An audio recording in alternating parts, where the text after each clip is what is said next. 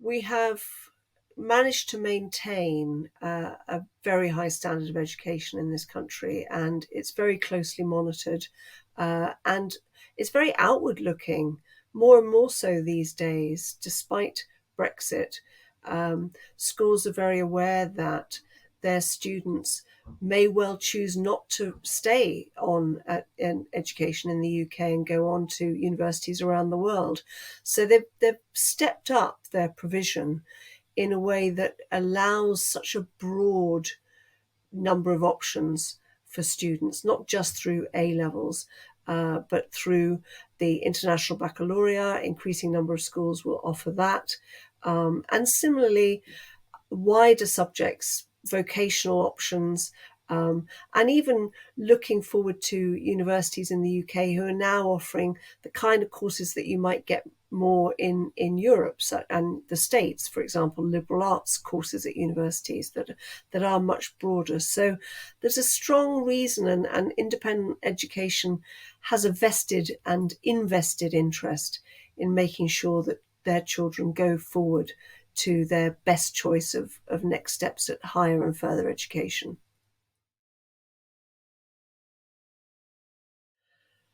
Well, the selection of schools in the UK is incredible, but something of a minefield. In that, obviously, we like to confuse everybody by having different names for everything. So what we refer to as our public schools are actually our private, independent, fee-paying schools, and the schools that are free at the point of delivery are referred to as state schools. And you need to be resident in the UK to have access to those schools. But in terms of our independent schools, we have over 2,400, nearly 500 independent schools, also known as private schools, just to be confusing, or public schools. And these start from naught. You can start usually in a nursery school, and they're staggered. So the junior, younger age groups really start officially from 4 and go up to 10 or 11, and then go into secondary school. And just to add to that more confusion is the idea that we have the public school system, which is the more traditional private schools that people think of, schools like Eton and Harrow, for example, that don't start until 13 years of age. So they're complex in that they are, as their name suggests, quite independent in the sense that they can set their own curriculums. Most of them will follow a standard national curriculum guideline. And obviously, a lot of them will also offer boarding. Boarding used to be, traditionally, could start as young as 5 or 6. That doesn't happen so much these days. Gladly, I think, fortunately. But very often can start, some schools will start as young as 8. Most of them will encourage students to be boarding by the age of 10 or 11, and that's usually in preparation for boarding at secondary school. So if you're looking for a 13 plus place and you want to make sure that your child is comfortable with boarding, sometimes you may start them a bit earlier. But boarding in itself, again, has changed hugely from the days when I was at school. Boarding now can be anything from full-time boarding, which means that you're in school, your child is in school all the term, and comes home the occasional weekend, known as an exeat weekend, and obviously half-term holidays and the end of school term holidays. But also there's weekly boarding, which means that they can go home every single weekend if they'd like to. And what's become increasingly popular is flexi boarding. And flexi boarding means that if you're UK based, your child can go to school every day and maybe board once or twice a week. And sometimes that can be on a completely ad hoc basis, or it could be every Tuesday and every Thursday. A lot of families find this really popular because and convenient, because it may well be that there's lots of after-school activities where they might be involved in clubs or study groups or events after school that mean that, all they're doing is come home to sleep. And actually, it's so much easier to have them at school.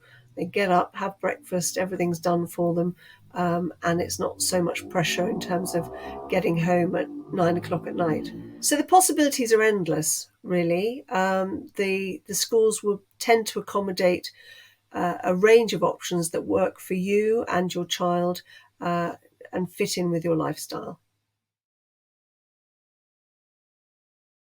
We're often asked about the difference between the IBDP, the diploma program. There's also now an IBCP, which is a careers sort of pathway, much more vocational kind of course. And there are several schools in the UK that are offering that as an alternative. And obviously the traditional A-level system. And A-levels, I suppose, to simplify it, A-levels have always been known for their depth of study, whereas the IB is renowned for its breadth. And there's always been a slight criticism of the A-level system in that it is quite narrow for young people. Now, the UK has also introduced a program called the EPQ, which is the Extended Project Qualification, and that's a sort of IB style study where children are encouraged to do a piece of independent study that is in addition to and usually runs along in tandem with their A-level programs, but it's a way of flagging up to universities that they are capable of independent research and so on, which I think is really more what the IB program focuses on. The truth of the matter is, it's really important when making that choice to think about the style of study that suits the student. Some students really love the structure and the kind of depth of inquiry of an A-level. And if you're going on to do something about like medicine, for example, the sort of pure nature of A-level is really highly regarded. In terms of whether or not which would suit you better, whether you intend to stay it and start on and study it in England or Europe or even the States, actually it doesn't really matter. Because what the world has done, it's become a lot more joined up, and there are points equivalent. So an A grade at A level is equal to so many points in the IB. So the high 40s in IB is equivalent of an A at A level. So you're regarded in terms of your standard of study rather than necessarily the individual subjects that you've studied. Certainly, a strong candidate will be snapped up pretty much anywhere. I think sometimes it is more down to as I say, the sort of study preference of the student. If you're not really sure what you want to do, but you're a great independent learner, then I think you probably lend yourself quite naturally to the IB. If you are not very sure what you want to do, but you think it's going to be something in the science field, then A-levels are a good choice. And I would always advocate an EPQ because this extended project qualification, because it's a really interesting thing to do, and it sets you apart perhaps from other people who've gone on and got straight A's in their physics, chemistry and biology. But the world is very joined up, and a good school will be geared towards making sure that they support your application, not just to the UK universities, but also in regard to studying in the States or anywhere else in Europe. In terms of applying to UK schools, again, a lot of it depends on the age and stage of your child. There's a perception that, if you want your child to go to Eton or one of the top independent schools, that you need to sign them up as soon as they're born. That's not really true. certainly registering, you can sign up your child up at any age for these schools, really, but it's not a guarantee of getting in. The truth of the matter is that you need to hit their application windows, and certainly the more academically selective schools are quite rigorous in their approach. So if you're looking to apply to an academically very selective school, even if you're looking for your child to start in year 9, which is the 13 plus age, then you need to have them registered by the June of the time that they are 10, the year that they are 10, which is year 5 in the UK. The pre-selection process starts in year 6. And if you get through that stage, you then go round to the next stage in year 7, which will be interviews and so on. And you will know usually by the time they're in year 8 if they're going to start in year 9. So it's quite a protracted process. Most schools, however, still selective in their way, but they will want you to have applied and be registered usually a year in advance of the date that you want them to start. And the school year in the UK, like Europe, runs from September. So ideally to have registered by the end of the academic year, a year ahead of when they apply. If people are thinking in terms of scholarships and so on, then the thing to do is to apply to the school first, and then you register separately for the scholarship process. We're often asked about scholarships. Unfortunately, it's not in our gift to recommend them, but they are really they vary so much from school to school. But they tend to be assessed after the traditional admissions assessment processes. Schools talk a lot about assessment, and sometimes that can fill you with horror. But actually, usually what they really are doing is they just want to see whether or not your child will fit with the school and just where they sit academically.